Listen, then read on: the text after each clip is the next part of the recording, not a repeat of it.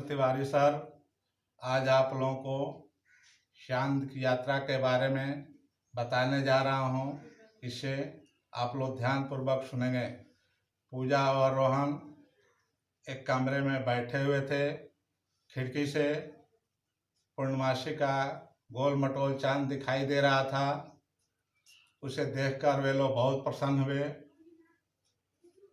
उसमें चांद की आकृतियां दिखाई दे रही थी। पास ही में दादाजी किताब पढ़ रहे थे। रोहन ने दादाजी से प्रश्न किया, दादाजी, चांद पृथ्वी से कितनी दूरी पर है?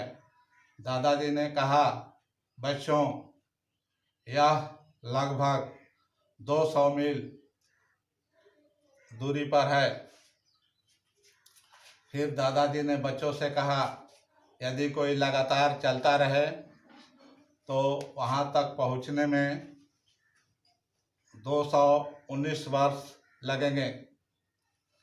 चांद को बच्चों अपनी रोशनी नहीं है, वह सूर्य के प्रकाश से चमकता है।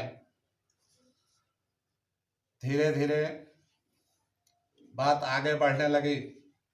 दादाजी ने कहा, बच्चों, चांद की गुरुत्वाकर्षण शक्ति बहुत कम है। जब हम किसी पत्थर के टुकड़े को ऊपर की तरफ फेंकते हैं तो धरती उसे नीचे की तरफ अपने तरफ खींच लेती है। इसे सिद्ध होता है कि गुरुत्वाकर्षण शक्ति पृथ्वी में अधिक है, जिसके कारण वह नीचे की तरफ पत्थर आ जाता है।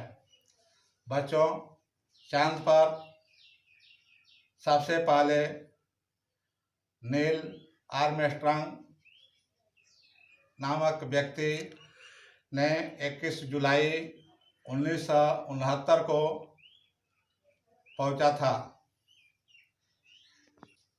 उसके साथ एक और व्यक्ति था जिसका नाम एल्ड्रिन था।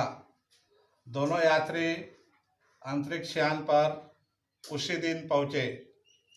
चांद पर पहुंचने पर उन्होंने चारों तरफ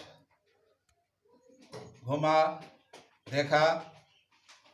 वह उस पर चल नहीं पा रहे थे, पैर लड़खड़ा रहा था।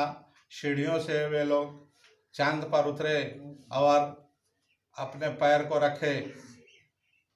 वहाँ पर उसने कहा था, धरती से मनुष्य ने चांद को देखा, लेकिन किसी ने चांद से पृथ्वी को देखा है। बच्चों, अंतरिक्ष यान में भ्रमण करने के बाद वे लोग पुनः वहाँ से पृथ्वी के तस्वीर खींचे और इसे देखकर बहुत खुश हुए।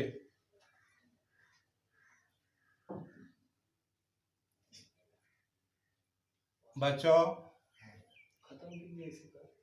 यह पाठ से हमें यह शिक्षा मिलती है कि हमें सदैव आगे की तरफ बढ़ना चाहिए। बच्चों, इसके द्वारा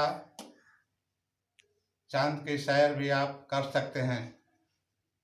इसके बाद इसमें कुछ शब्दार्थ हैं, इसे आप लोग याद करेंगे। Thank you.